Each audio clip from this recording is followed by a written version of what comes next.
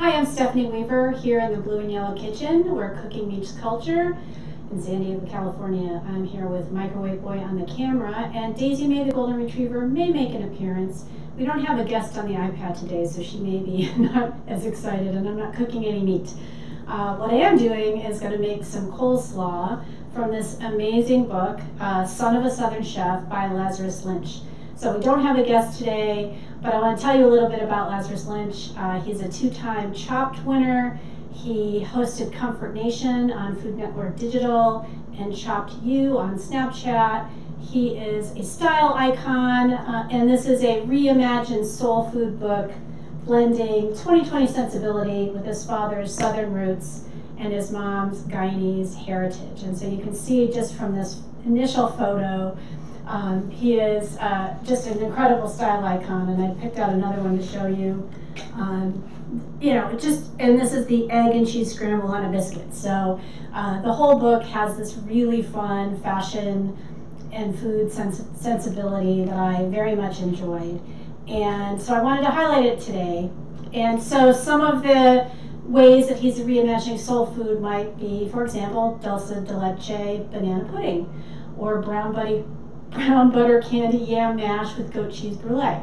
So super fun recipes, really interesting take on soul food. His father was from Alabama, and they had a soul food restaurant in Queens. His mom has got a Guyanese heritage. So he has this really interesting blend of modern and fresh and Caribbean and Southern and New York, which is really fun. So we're making his dad's creamy coleslaw because I thought I would choose, since his whole book and brand is based around his homage to his father, I wanted to make his dad's creamy coleslaw. So we don't have permission to share the recipe in the comments, so you'll have to take notes if you want to actually make the recipe. And the first thing I want to suggest is that if you have a food processor, to use the shredder blade. It makes life a whole lot easier. Or he says you can buy a bag of pre-shredded green cabbage. So his instructions say to use a small head of cabbage shredded, which equals a cup. This was what I would describe as a medium to large head of cabbage shredded, which is probably like 8 or 10 cups, and I've already pulled a couple cups out of here. So I would go with the about 1 cup measurement in his recipe. And then he says 2 large carrots shredded, about 1 cup. So when you have a recipe like that where you're not sure what a medium is or a large is, it's awesome when the recipe writer, cookbook writer, gives you a cup measurement. So essentially what you want to do is make sure that your ratio isn't off. So he said about 1 cup, so I did a heaping cup of the cabbage and a heaping cup of the shredded carrots, and then there's a ½ cup each of red bell pepper and green bell pepper, finely diced. My other tip I wanted to share with you is about green bell pepper. When I was growing up, it was one of the few vegetables, raw vegetables, that my mom would buy and we would have on occasion, and I never cared for it too much because it has this really sharp, raw kind of taste to me. And I was probably in my late 20s before I figured out, and I'm going to bring this forward so you can see, that green bell peppers are actually just immature, not so ripe, colored bell peppers. So I don't know if you can see that this is starting to turn a little bit red. So they didn't used to sell colored bell peppers. They would just pick them underripe because they shipped better, and shipping was more of an issue when I was much younger. So a green bell pepper can turn into a red or yellow or an orange bell pepper if it's left to ripen long enough.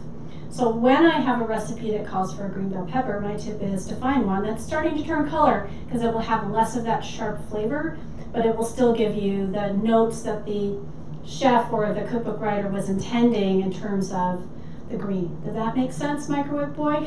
Uh-huh. Yeah, okay. So I'm going to mix the vegetables together, and then we're going to make the dressing, which sounds very creamy and really quite amazing. So right now in the bowl you have... So right now in the bowl I've got about a heaping cup of shredded green cabbage, a heaping cup of shredded carrots, a ½ cup of finely diced red bell pepper, and a ½ cup of finely diced green bell pepper. And now I'm going to make the dressing. So the dressing is pretty simple. It's a cup of mayo. Who doesn't love mayo? So that's a great starting point.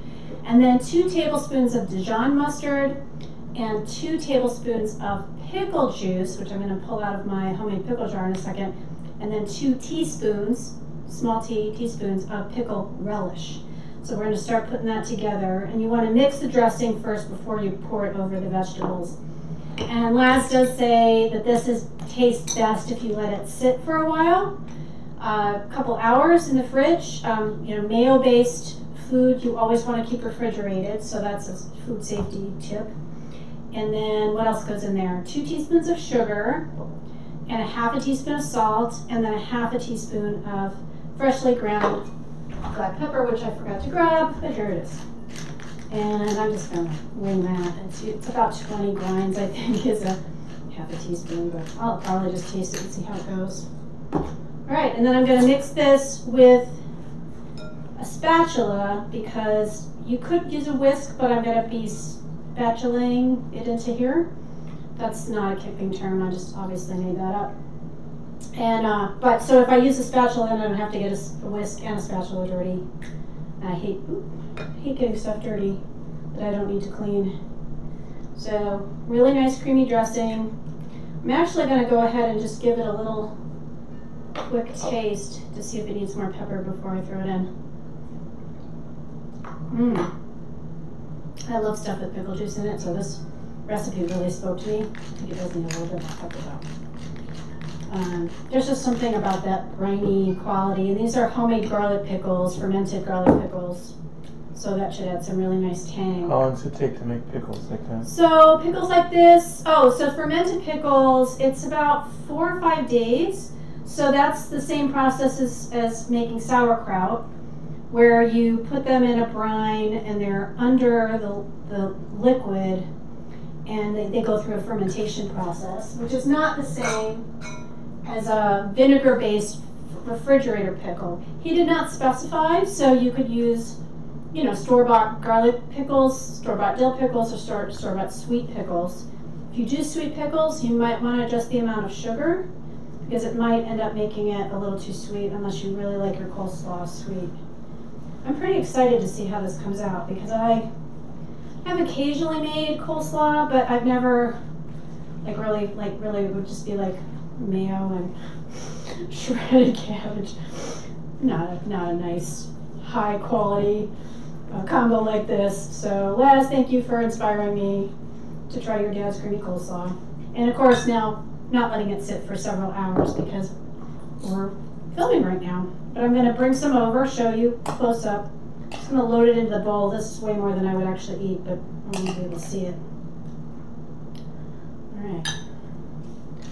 Top that with a little bit more of that. I'll bring it over so you can see. Oops. I always move it the wrong direction. Always. Here we go. Doesn't that look yummy? And I'm guessing that the flavors after a couple hours really meld. But let's see how it tastes right now.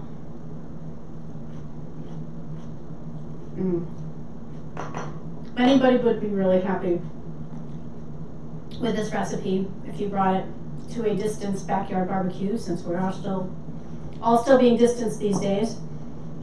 So I want to thank you for watching. It was a quick show today, but I just wanted to highlight this beautiful book.